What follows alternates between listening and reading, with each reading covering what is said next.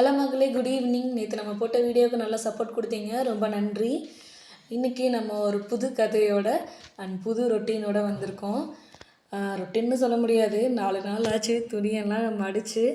அதனால் நம்ம வார்ட்ரோப்பில் நம்ம ட்ரெஸ் எல்லாம் எப்படி அரேஞ்ச் பண்ணுறேன்னு பார்க்கலாம். பார்த்துட்டு அப்படியே நம்ம கதையை கண்டினியூ பண்ணிக்கலாம். இன்றைக்கி புது கதையோடு வந்திருக்கேன். ஒரு ஊரில் ராஜேஷ்னு ஒரு பையன் இருக்கான். அவன் எது நடந்தாலும் அது இதுக்காக தான் நடந்துச்சு, இது தப்பாக தான் நடக்கும் அப்படின்னு ஒரே நெகட்டிவ் எனர்ஜியோடையே இருக்கவன். பாவம், அது அவன் ப்ராப்ளம்லாம், அவன் மைண்ட் செட் அப்படி. ரொம்ப நாளாக இந்த ப்ராப்ளத்தினாலே இருக்கான். எந்த வேலையை எடுத்தாலும் சரியாக செய்ய முடியாமல் ஓவர் திங்க் பண்ணிக்கிட்டு அவன் இப்படியே அவன் லைஃப் இப்படியே போகுது. ஒரு நாள் அவங்க ஊருக்கு ஒரு குருக்கள் வராரு. சரி, ஓகே, அவர் ரொம்ப ஒரு சிறந்த குருக்கள், அவர் நம்ம ஊருக்கு வந்திருக்காரு, அவரை போய் பார்த்தா நம்ம பிரச்சனை சரியாகுன்ட்டு அவரை போய் பார்க்க போகிறாரு. அவரை போய் பார்க்க போகிறப்போ அந்த குருக்கள்கிட்ட வந்து நான் அவரோட பிரச்சனையெல்லாம் சொல்ல ஆரம்பிக்கிறாரு. அந்த குருக்கள் வந்து நான் அவருக்கு ஒரு சின்ன கதை சொல்கிறேன், அந்த கதையை கேளு, அதுக்கப்புறமா உன்னோட பிரச்சனைக்கு உண்டான தீர்வு கிடைக்கும் அப்படின்னு சொல்கிறாரு. அவர் கதை சொல்ல ஆரம்பிக்கிறாரு. ஒரு அழகான ஒரு கிராமம், அதில் ஒரு வயசானவர், அவருக்கு ஒரே ஒரு பையன். அவங்க வந்து இந்த மாடெல்லாம் வளர்த்துட்ருக்காங்க. மாடு வளர்த்து அந்த மாட்டு வண்டியை ஓட்டி அந்த அவங்க பிழைச்சிட்ருக்காங்க. அதுக்கப்புறமா அந்த பையனும் பெருசாக எந்த வேலைக்கும் போகாதவன் வீட்டில் அந்த மாட்டை பார்த்துக்கிட்டு அந்த வண்டி ஏதாவது ரிப்பேர்னா பார்த்துட்ருப்பான். ஒரு நாள் என்ன ஆச்சு, அந்த மாடை வந்து இவன் கட்டி வச்சுருக்கான், சரியாக கட்டாமல் போயிருக்கான், அதை அவுத்துட்டு எங்கேயோ ஓடிடுச்சு. இது தெரிஞ்சாயே அந்த பையனை எதுவும் திட்டல, அமைதியாக பார்த்துட்டு ஏண்டா சரியா இந்த வேலையை கூட செய்ய மாட்டியா அப்படின்னு சொல்லிட்டு போயிடுறாரு. எதுவும் திட்டலை. நம்மளாக இருந்தால் அடி பின்னிருப்போம். அவர் எதுவும் சொல்லலை பாவம். அதுக்கப்புறமா சரி, அந்த மாடு, அந்த ஊர்க்காரங்க அதெல்லாம் தெரிஞ்சுட்டு வந்துட்டு, என்னையா உங்கள் மாடு எங்கேயோ ஓடி போயிருச்சாம்ல, இதை வச்சு தான் நீங்கள் சாப்பிட்டு இருந்திருக்கீங்க, நீங்கள் அதுவும் போச்சா அப்படின்னு சொல்லிட்டு அவரை ரொம்ப நோகடிச்சிட்டு போயிடுறாங்க. அவர் எதுவும் பெருசாக ரியாக்ட் பண்ணிக்கல. அதுக்கப்புறமா திரும்ப ஒரு 4 நாள் கழித்து அந்த மாடு இன்னொரு மாடோடு வருது.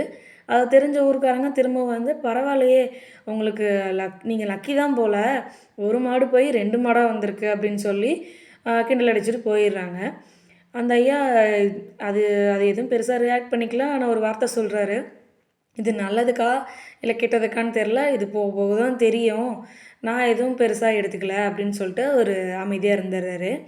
ஒரு நாள் அந்த பையன் என்ன பண்ணுறான், அந்த புதுசாக வந்த மாட்டை வண்டியில் கட்டிட்டு போகிறான்.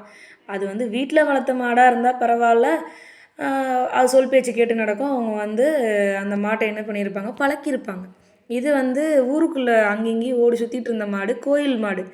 அதனால் என்னாச்சு, அது சரி ஸ்பீடில் போய் அந்த பையனை கீழே தள்ளி அவனுக்கு கால் உடஞ்சி போயிடுது. இது தெரிஞ்ச ஊர் மக்கள்லாம் என்ன சொல்கிறாங்க, என்னையா இந்த மாடு லக்கின்னு சொன்னீங்க, இப்போ என்னடானா உங்கள் பையனுக்கு கால் உடஞ்சி போயிருக்கு, இது சரியான துரதிர்ஷ்டம் பிடிச்ச மாடாக இருக்கும் போல் அப்படின்னு சொல்கிறாரு. உங்களுக்கு எங்கே இருந்தையா பிரச்சனைக்கு மேலே பிரச்சனை வருது அப்படின்னு சொல்லிட்டு அவரை மறுபடியும் நோகடிச்சிட்டு போயிடுறாங்க. அவர் அதுக்கும் எதுவும் பெருசாக ரியாக்ட் பண்ணிக்கல. அதுக்கப்புறமா பக்கத்து மாநிலத்திலேருந்து போலீஸுக்கு ஆள் எடுக்கிறதுக்கு வராங்க.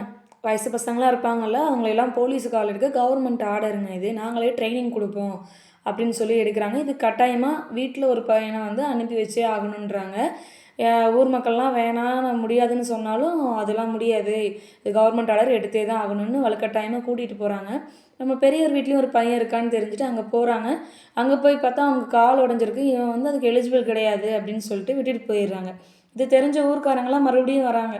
வந்து பரவாயில்லையா, இது வந்து இந்த மாடு ஏதோ துரதிர்ஷ்டம் நினச்சோம், ஆனால் இது உங்களுக்கு அதிர்ஷ்டம் தான், உங்கள் பையனை காப்பாற்றிருக்கு பாருங்களேன் அப்படின்னு சொல்லிட்டு போயிடுறாங்க. வன்மத்தை கக்கிட்டு போயிடுறாங்க வழக்கம் போல்.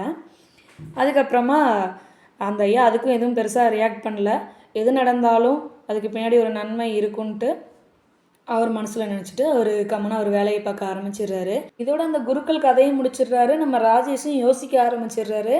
குருக்கள் என்ன சொன்னாருன்னா, நீ எந்த விஷயத்துக்கு பின்னாடி இருக்கிற நல்லதை மட்டும் பாரு, கண்டிப்பாக ஏதாவது ஒரு விஷயம் உனக்கு நடந்துச்சுன்னா அதுக்கு பின்னாடி ஒரு நல்லது கண்டிப்பாக இருக்கும், எதை எடுத்தாலும் நீ நெகட்டிவாகவே பார்க்காத அப்படின்னு சொல்லிட்டு போயிடுறாரு. நம்ம ராஜேஷும் வந்து யோசிக்க ஆரம்பிக்கிறான். அதுக்கப்புறமா பாசிட்டிவாக திங்க் பண்ண ஆரம்பிக்கிறான். இதோட கதை முடியுது. இதே நம்மளுக்குமே இதே தான், எந்த விஷயத்தை எடுத்தாலும் ஐயோ இது இப்படி தான் அப்படி தான் நெகட்டிவாக யோசிக்காமல் நம்மளுக்கு எது நடந்தாலும் அதில் ஒரு பாசிட்டிவ் கண்டிப்பாக இருக்கும். உலகம் வந்து தாழ்ந்தாலும் ஏசும், வாழ்ந்தாலும் ஏசும். அதனால் அதெல்லாம் நம்ம கண்டுக்காமல் நம்ம வேலை என்னவோ, நம்ம கோல் என்னவோ அதை அச்சீவ் பண்ண நம்ம ஓடிட்டே இருக்கணும். அண்ட் ஃபைனலி இந்த கதை பிடிச்சிருந்தா நம்ம சேனலுக்கு சப்ஸ்கிரைப் பண்ணுங்கள், சப்போர்ட் பண்ணுங்கள், லைக் பண்ணுங்கள். பாய். தளபதி ஸ்டைலில் ஆல் இஸ் வெல்.